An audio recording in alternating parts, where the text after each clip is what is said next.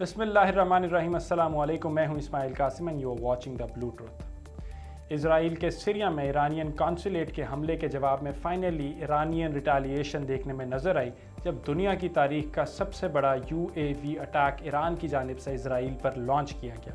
इस अटैक में 300 से ज़ायद ड्रोन्स और मिसाइल्स जो थे इजराइल की जानिब दागे गए, लेकिन इंटरेस्टिंग पॉइंट इसके अंदर ये था कि इजराइल का कोई भी नुकसान हमें देखने में नज़र नहीं आया।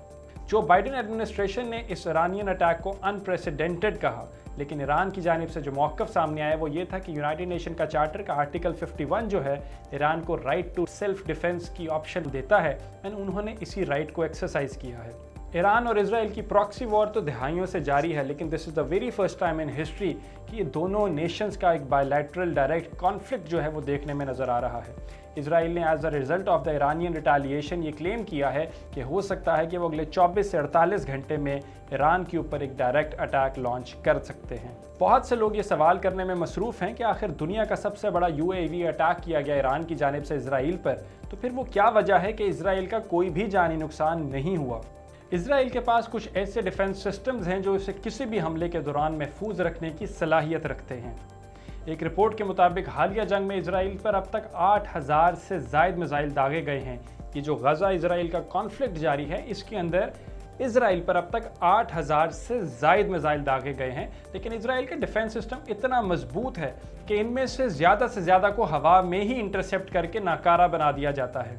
Israel happens to be a very small region in the middle east, लेकिन ईरान के इस अटैक के अंदर 99% जो मिसाइल्स थे उनको हवा में ही इंटरसेप्ट करके ख़त्म कर दिया गया।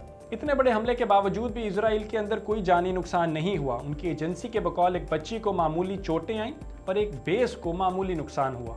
तो आखिर इजराइल को वो कौन सी चीज़ है जो कि इसे इनविंसिबल बनाती है? इजराइल के पास मल्टी लेयर डिफेंस सिस्टम्स मौजूद हैं जो किसी भी हमले की सूरत में इसका मुकम्मल दिफा करते हैं।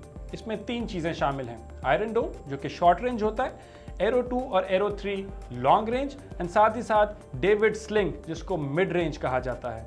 इन डिफेंस मैकेनिज्म्स की थोड़ी सी डिटेल्स दूँ आपको तो ईरानी खतरे को मद्देनजर रखते हुए इजराइल का खुद साख्ता तवील फासले तक मार गिराने वाला एरो 2 और एरो 3 सिस्टम जो है वो ज़मीन की फ़िज़ा से बाहर बैलिस्टिक मिसाइल्स को रोकने के लिए डिज़ाइन किया गया है, जिसमें डिटैचेबल वॉरहेड्स होते हैं जो कि टारगेट से टकराकर इसको नाकारा बना देते हैं। According to Israeli industry sources, ये एरो के जो इंटरसेप्टर हैं, ये वॉरहेड्स जो कि डिटैचेबल होते हैं, इनकी तकरीबन कॉस्ट की अगर बात की जाए तो ये तकरीबन $2 मिलियन से लेकर $3.5 मिलियन अ पीस कॉस्ट करते हैं। इस डिफेंस सिस्टम की अगर अफादियत का अंदाज़ा लगाना है तो आप इस बात से भी लगा सकते हैं कि जर्मनी ने इजराइल से 4 बिलियन यूरोज़ में एरो 3 खरीदने का मुआहिदा किया है।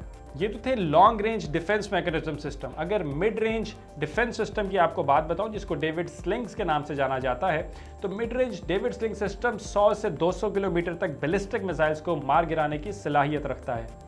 इस सिस्टम को एयरक्राफ्ट और क्रूज मिसाइल्स को मार गिराने के लिए डिजाइन किया गया है, और ये डिफेंस सिस्टम इजराइल और अमेरिका का एक जॉइंट प्रोडक्ट है। फाइनली आयरन डोम का अगर जिक्र किया जाए, जो कि short range defence mechanism system है, जिसका बहुत ज़्यादा चर्चा भी हमने सुना है, तो इस शॉर्ट रेंज डिफेंस सिस्टम को स्पेसिफिकली फिलिस्तीनी फ्रीडम मूवमेंट के हमलों को इंटरसेप्ट करने के लिए बनाया गया था, और इसे पहली बार ऑपरेशनल जो है वो 2011 में किया गया था। आयरन डोम जिसकी एक्यूरेसी 90% है, उसकी खास बात यह है कि ये स्पेसिफिकली उन मिसाइल्स को टारगेट करता है जो कि शहरी आबादी की तरफ टारगेटेड होते हैं। इसकी इंपॉर्टेंस का अंदाजा इस बात से भी लगाया जा सकता है कि 2020 के अंदर अमेरिका आयरन डोम की 2 बैटरीज एक्वायर कर चुका है, एंड प्रेजेंटली यूक्रेन की भी पूरी कोशिश है कि वो आयरन डोम को हासिल कर सके।